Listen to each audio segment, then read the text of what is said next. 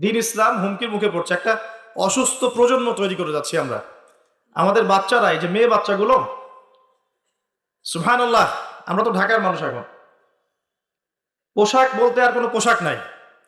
মানে পোশাক মানে ছেলে যা পরে মেয়েও তাই পড়ছে। যে কাপড়গুলো বাসায় পরে থাকে ছেলেরা, ছেলে মানুষরা যেই কাপড়গুলো বাসায় পরে থাকে, সেই কাপড় পরে মেয়েরা বাইরে গিয়ে শপিং করছে। বাইরে গিয়ে, বিশ্বাস করছেন না কথা? যে কাপড়গুলো আমরা বাসায় পরি, জিন্স, এই যে ভিতরের স্যান্ডো গেঞ্জি বলি না, ছোট যে গেঞ্জিটা আমাদের গায়ের সাথে লেগে থাকে, কি বলেন, স্যান্ডো গেঞ্জি বলেন না? হ্যাঁ, এই টাইপের।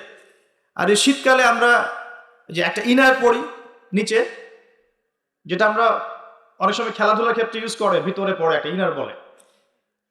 তো এগুলো পরে বাইরে মেয়েরা চলছে। একটা ছেলে মানুষেরই তো লজ্জা লাগে এগুলো পরে ঘুরতে। আপনি কি আপনার খালি গা হয়ে বা স্যান্ডো গেঞ্জি পরে বাইরে পাবলিকলি আসতে লজ্জাবোধ করেন না একটু? আপনি অবশ্যই উপরে একটা শার্ট পরেন, অথবা একটা জ্যাকেট পরেন, বা একটা চাদর পরেন, বা একটা পাঞ্জাবি বা জুব্বা পরে আসেন, তাই না? ভিতরের কাপড় পরে মেয়েরা বাইরে ঘুরছে এখন।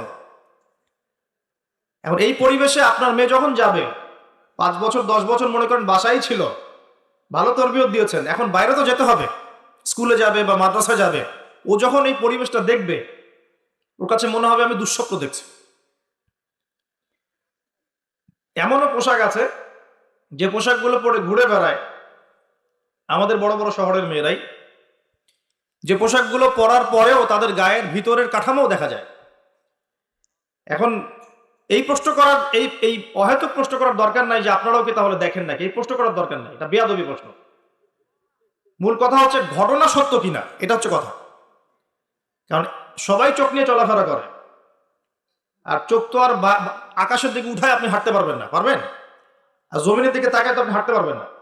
আপনাকে তো এদিকে তাকাইতেই হবে, ডানে বামে, যেদিকে তাকাবেন সেদিকে এগুলো দেখতে পারবেন।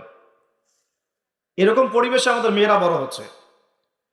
বিশ্বাস করেন, ম্যাক্সিমাম মেয়ে কোরআন বিশুদ্ধ করে তেলাওয়াত করতে পারে না, 5 ওয়াক্ত নামাজ পড়তে জানে না, ওযুর ফরজ কি জানে না। এমনকি এমন কিছু প্রশ্ন আসে আমাদের কাছে অনলাইনে, যে ভাবি যে এত বেসিক প্রশ্নও মানুষ জানে না। এত বেসিক প্রশ্ন। মনে করেন প্রশ্ন করছে যে নামাজে সুবহান রাব্বিয়াল আ'লা এটা বাদ দিয়ে অন্য কোন তাসবিহ পড়লে হবে কিনা। এটা খুব কমন একটা বেসিক প্রশ্ন না? এর উত্তর কে না জানে? তো কোন জায়গায় আছি দেখেন।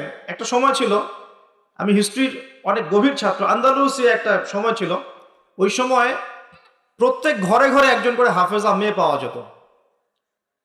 হ্যাঁ, ঘরে ঘরে শুধু হাফেজা না, মুহাদ্দিসা মেয়ে পাওয়া যেত। কোনো কোনো ক্ষেত্রে মেয়েরা ফকিহ হয়েছে। এখন দেখবেন বেসিক ওজুর মাসআলা, গোসলের মাসআলা, হ্যাঁ, ফরজ গোসলের মাসআলা, নামাজের ফরজ ওয়াজিব, হায়েজ নেফাসের মাসআলা, এই বেসিক মাসআলাগুলো আমাদের তরুণ প্রজন্ম জানে না। অথচ এদিকে পড়াশোনা করেছে 20 বছর 25 বছর। কোথায় পড়াশোনা করলেন আর কি শিখলেন? আর এত টাকা পয়সা খরচই বা কেন করলেন এর পিছনে? আমরা তো বলছি না যে জেনারেল শিক্ষায় শিক্ষিত হবেন না, কিন্তু ইসলামিক শিক্ষাকে বিসর্জন দিয়ে কি জেনারেল শিক্ষায় শিক্ষিত হতে হবে? ইসলামিক শিক্ষার কোনো দরকার নাই, দুনিয়ায় সবকিছু। আর জেনারেল শিক্ষায় শিক্ষিত হয়ে আপনি কি সত্যি আপনার শিক্ষা দিয়ে দেশ এবং জাতির খেদমত করছেন, নাকি একটা সার্টিফিকেটের জন্য আপনি দৌড়াচ্ছেন? নিজের মনকে, বিবেককে প্রশ্ন করবেন সততার সাথে, আয়নার সামনে দাঁড়িয়ে, সত্যি কি আপনি আপনার জ্ঞান দিয়ে সমাজের কোনো খেদমত করেছেন কিনা, নাকি আপনি জ্ঞানটা অর্জন করতে চাচ্ছেন শুধুমাত্র একটা সার্টিফিকেট অর্জন করা, সার্টিফিকেট দিয়ে একটা জব না হলে বিয়ে হবে না, বিয়ে না হলে মেয়ে দিবে না, মেয়ে না দিলে আমি তো জীবনে কিছুই করতে পারলাম না। এই তো জীবন চক্রটা তো এমনিই চলছে।